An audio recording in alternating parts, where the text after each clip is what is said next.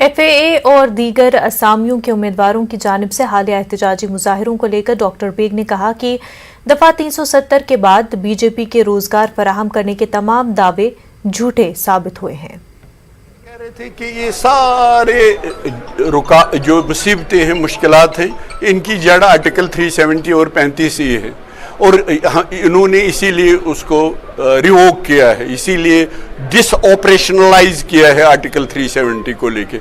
उसके बाद हमने देखा कि लोग, जैसे आप कह रहे हैं, सड़कों पे हैं। यहाँ तो जॉब मिलने की नहीं, यहाँ तो जॉब से विदाउट एनी नोटिस आप डिसमिस लोगों को कर रहे हैं। यहाँ जो वैकेंसीज हैं 2019 से, जो आपने रेफर की स्टेट सिलेक्शन बोर्ड को, जो आपने रेफर की पब्लिक सर्विस कमीशन, उसको भी रिजेक्ट कर दिया। तो यहाँ तो बेकारी, बेरोजगारी बढ़ती जा रही है। तो इनका ये दावा कि ये सब मुश्किलात हल हो जाएंगे, हर मुश्किल जो है उसमें इजाफा हुआ जो हमने इन 3 सालों में देखा। श्रीनगर के लोन मोहल्ला नौपुरा में आतिशबाजी के वाक़ये में 2 रिहायशी मकानात और एक दरसगाह मुकम्मल तौर पर जलकर खाकसतर हो गया। सुबह 7 बजे दरसगाह से आग भड़क उठी और जल्द ही आसपास के दीगर मकानात को अपनी लपेट में ले लिया। कई मकानात को भी जुज़वी नुकसान पहुंचा है। तंग गलियों और पुरहजूम आबादी के बायस फायर ब्रिगेड की गाड़ियां बर वक्त मौके पर नहीं पहुंच सकी, ताहम बाद में डल झील से फायर एंड इमरजेंसी बोट्स ने आग पर काबू पा लिया। खवातीन को आहाजारी करते देखा गया और पूरे इलाके में मातम छा गया। आतिशबाजी के इस वाक़ये में मकान के मालिक बिलाल अहमद हारून का बेशतर कीमती सामान बशमूल नकदी भी जल गया।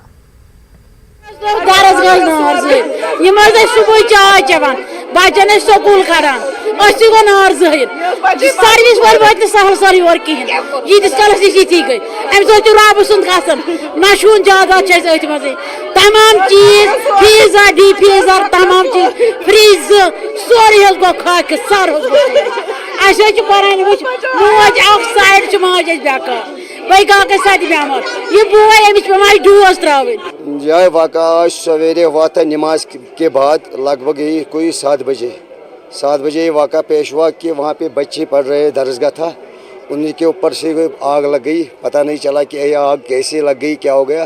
तो पूरा ये 5-8 मकाने पूरे सब जल गए और उन बच्चों का जो भी सामान था उनका टोटल कुछ भी नहीं निकला। जो उनको कपड़े पहने थे बस उतना ही बचा उनको, बाकी उनका पैसे थे और वो कुरान थे, किताबें थी, वो भी सारे जल के दीनी किताबें बहुत थे, वो भी जल गए। हाँ, मुझे जब मालूम हुआ तो यहाँ थोड़ी बहुत आग लगी हुई थी, लेकिन क्योंकि वहाँ फायर सर्विस नहीं आया था इसलिए आग काफ़ी तेज़ हो गई और दोनों मकान जल गए और अड़ोस पड़ोस में जितने मकान थे उनको भी नुकसान पहुँचा है, वो आप देख रहे हैं सर सब। और यहाँ जो 2 मकान थे पूरी तरह से ख़त्म हो गए और जो कुछ इसमें रखा हुआ था वो भी ख़त्म हो गए। और महल्ले वालों ने काफ़ी सपोर्ट किया उस वक्त, लेकिन अगर फायर सर्विस वक्त पर आती और वो छोटी गाड़ी यहाँ आती तो काफ़ी कुछ बच सकता था। कांग्रेस की कश्मीर यूनिट ने आज कांग्रेस सदर सोनिया गांधी को ईडी के समन के खिलाफ एहतजाज किया। यह एहतजाज कांग्रेस हेडक्वार्टर में मुनक्किद हुआ, जिसमें कांग्रेस के सीनियर लीडर बशमूल उसके अबूरी सदर जे मीर ने शिरकत की। कांग्रेस क़यादत ने पार्टी दफ्तर के बाहर मार्च की कोशिश की, लेकिन पुलिस ने उन्हें रोक दिया। और हमने कंडेम किया मोदी सरकार के इस एक्ट को, जिसके तहत में हमारी नेशनल लीडर सोनिया गांधी को उन्होंने इस अलील हालात में जो ईडी के सामने बुलाया है। और ऐसे केस में जिसका कोई न हाथ तो न पैर, न कोई एफआईआर, न कोई इल्ज़ाम, और अगर वो मनी लॉन्ड्रिंग की बात करते हैं, पूरे देश में इमेज टॉर्निशिंग की बात करते हैं। मनी लॉन्ड्रिंग तब होता है कि अगर एक अकाउंट से दूसरे अकाउंट पर कोई एक पैसा ट्रांसफर हुआ हो। इंतखाबात के बारे में पूछे जाने पर कांग्रेस के अबूरी सदर जे मीर ने कहा कि कांग्रेस पार्टी वाहिद सबसे बड़ी पार्टी बनकर उभरेगी और कांग्रेस हाईकमान की तरफ से दी गई हिदायत पर अमल करेगी। उन्होंने कहा कि पार्टी के दरमियान इख्तलाफात दूर हो गए हैं। कांग्रेस एक देश की सबसे पुरानी पार्टी है, सबसे बड़ी पार्टी है।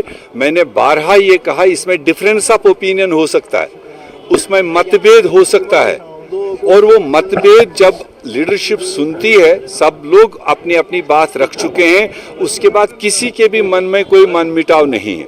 जो फैसला आने वाले चुनावों को फेस करने के लिए कांग्रेस हाईकमान जम्मू कश्मीर के लिए लेगा, जो भी रास्ता वो इख्तियार करेंगे, जो भी स्ट्रेटजी वो तय करेंगे, जो भी प्लेसमेंट वो करेंगे, सारी Congress party top to bottom उस फैसले के साथ चलेगी और जम्मू कश्मीर में सबसे बड़ी पार्टी उभर के आएगी, ये हमारा इरादा है। जम्मू में कांग्रेस कारकुनों और लीडरों ने पार्टी की कौमी वर्किंग सदर सोनिया गांधी को ईडी के समन के खिलाफ जबरदस्त एहतजाजी मुजाहिरा किया।